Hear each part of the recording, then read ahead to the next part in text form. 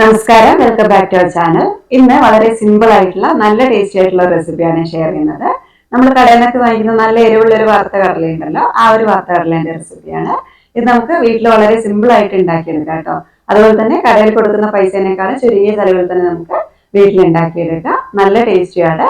അപ്പൊ ഈ ഒരു മസാല കടല എങ്ങനെയാണ് തയ്യാറാക്കുന്നതെന്നൊന്ന് കണ്ടു നോക്കിയിട്ട് വരാം.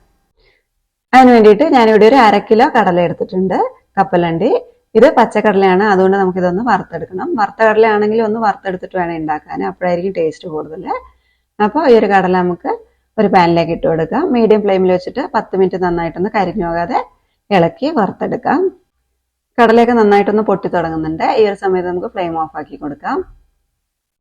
കടല ഇപ്പം എടുത്തിട്ട് നമ്മൾ കടിച്ചു നോക്കുമ്പോൾ ആയിട്ടില്ലെന്ന് തോന്നും, പക്ഷെ ഒന്ന് തണുത്ത് കഴിയുമ്പോൾ ഒന്നും കൂടി ഒന്ന് മുറുകി വരും, നന്നായിട്ട് ആയിക്കോളും. ഇനി അഥവാ ആയിട്ടില്ലെങ്കിൽ ഒന്നും കൂടി ഒന്ന് ലോ ഫ്ലെയിമിൽ വെച്ചിട്ടൊന്ന് വറുത്തെടുത്താൽ മതി. ഈ ഒരു കടല തണുക്കാൻ വേണ്ടിയിട്ട് ഒരു പരന്ന പാത്രത്തിലേക്ക് മാറ്റി വെക്കുന്നുണ്ട്.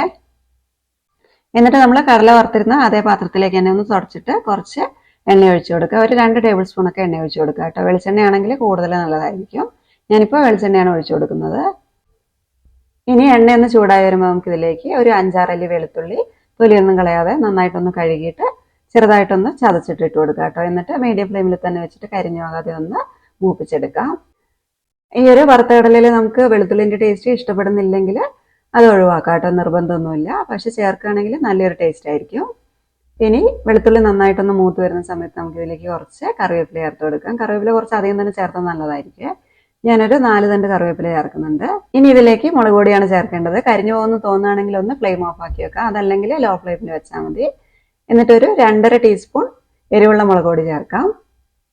കരിഞ്ഞു പോകാതെ പെട്ടെന്ന് തന്നെ ഒന്ന് ഇളക്കിയെടുക്കാം കേട്ടോ. എന്നിട്ട് ഇതിലേക്ക് നേരത്തെ നമ്മൾ വറുത്തിട്ട് തണുക്കാനായിട്ട് മാറ്റി വെച്ചിരുന്ന കടലയുണ്ടല്ലോ, അതങ്ങ് ചേർത്ത് കൊടുക്കാം. മുളക് പൊടിയൊക്കെ കടലേൻ്റെ എല്ലാ ഭാഗത്തേക്കും ആവുന്ന രീതിയിൽ നന്നായിട്ടൊന്ന് മിക്സ് ചെയ്തെടുക്കാം. ഇതിലേക്ക് നമ്മൾ ഉപ്പ് ചേർത്തിട്ടുണ്ടായിരുന്നില്ല, അതുകൊണ്ട് പാകത്തിനുള്ള ഉപ്പും കൂടെ ചേർക്കാം. ഞാനൊരു 2 ടീസ്പൂൺ ഉപ്പ് ചേർക്കുകയാണ്. ഈ ഒരു കടലയ്ക്ക് ഉപ്പ് കുറച്ച് മുന്നിലേക്ക് നിൽക്കുന്നതായിരിക്കും ടേസ്റ്റ് കൂടുതൽ. 2 ടീസ്പൂൺ ഉപ്പ് അധികമൊന്നുമല്ല, എന്നാലും ആദ്യം ഒരു 1.5 ടീസ്പൂൺ ചേർത്ത് നോക്കുക കേട്ടോ. എന്നിട്ട് നിങ്ങൾക്ക് പാകമാണോ നോക്കുക. എന്നിട്ട് വേണമെന്നുണ്ടെങ്കിൽ മാത്രം ഒരു 1/2 ടീസ്പൂൺ ഉപ്പും കൂടെ ചേർത്ത് കൊടുത്താൽ മതി. ഉപ്പും കൂടെ ചേർത്തിട്ട് നന്നായിട്ട് ഇളക്കാം. പിന്നെ നമുക്ക് ഇതിലേക്ക് നല്ലൊരു ടേസ്റ്റിന് വേണ്ടിയിട്ട് കുറച്ച് കായം പൊടിച്ചതും കൂടെ ചേർക്കാം കേട്ടോ. ഒരു 2 പിഞ്ച് കായം പൊടിച്ചത് മതി. കായം അധികമായി പോകണ്ട, ഒരു 2 നുള്ളു മതി കേട്ടോ. എല്ലാം നന്നായിട്ട് മിക്സ് ചെയ്തെടുത്തിട്ടുണ്ട്. ഉപ്പും മുളക് പൊടിയൊക്കെ കടലേൻ്റെ എല്ലാ ഭാഗത്തേക്കും ആവുന്ന രീതിയിൽ നന്നായിട്ട് ഇളക്കി യോജിപ്പിച്ചെടുത്തിട്ടുണ്ട്. ഇപ്പം നല്ല അടിപൊളിയായിട്ടുള്ള വറുത്ത കടല ഇവിടെ റെഡി ആയിട്ടുണ്ട്. ഉപ്പും എരിവൊക്കെ പാകാണോ നോക്കുക. വേണമെന്നുണ്ടെങ്കിൽ വീണ്ടും ചേർക്കാം. മുളക് പൊടി ഈ ഒരു സമയത്ത് ചേർത്ത് കൊടുത്താലും കുഴപ്പമൊന്നുമില്ല കേട്ടോ, കാരണം കടല നല്ല ചൂടായിട്ടല്ലേ ഇരിക്കുന്നത്. അതുപോലെ തന്നെ നമ്മൾ എണ്ണയും ചേർത്തിട്ടുണ്ട്. അപ്പോൾ ആ ഒരു ചൂടിൽ തന്നെ മുളക് പൊടീൻ്റെ പച്ച സ്വാദൊക്കെ മാറിക്കോളും. അപ്പോൾ വേണമെന്നുണ്ടെങ്കിൽ ഈ ഒരു സമയത്ത് ചേർത്ത് കൊടുക്കാം. ഇനി ഇത് നന്നായിട്ട് തണുത്ത് കഴിയുമ്പോൾ നമുക്ക് കുപ്പിയിൽ അടച്ചിട്ട് വെക്കുകയാണെങ്കിൽ ആവശ്യമുള്ള സമയത്തൊക്കെ എടുത്തിട്ട് ഉപയോഗിക്കാം. ചായൻ്റെ കൂടെയൊക്കെ കഴിക്കാൻ നല്ലൊരു സ്നാക്കാണ്. അതുപോലെ തന്നെ കുട്ടികൾക്ക് വേണമെന്നുണ്ടെങ്കിൽ ബ്രഞ്ചിനൊക്കെ കൊടുത്തു വിടുകയും ചെയ്യാം, കാരണം നല്ല പ്രോട്ടീൻ റിച്ച് ആയിട്ടുള്ള കടലയാണല്ലോ, അതുകൊണ്ടാണ്. പിന്നെ ഈ ഒരു കടല ഉണ്ടാക്കുമ്പോൾ കടല നന്നായിട്ട് മൂപ്പിച്ച് വറുത്തെടുക്കണം, എന്നാൽ മാത്രമേ ടേസ്റ്റ് ഉണ്ടാവുള്ളൂ. അതുപോലെ തന്നെ നമ്മുടെ കടലമാവിലൊക്കെ മുക്കി പൊരിക്കുന്ന ഒരു മസാല കടലേൻ്റെ റെസിപ്പി ഞാൻ ഇതിന് മുൻപ് അപ്ലോഡ് ചെയ്തിട്ടുണ്ട്.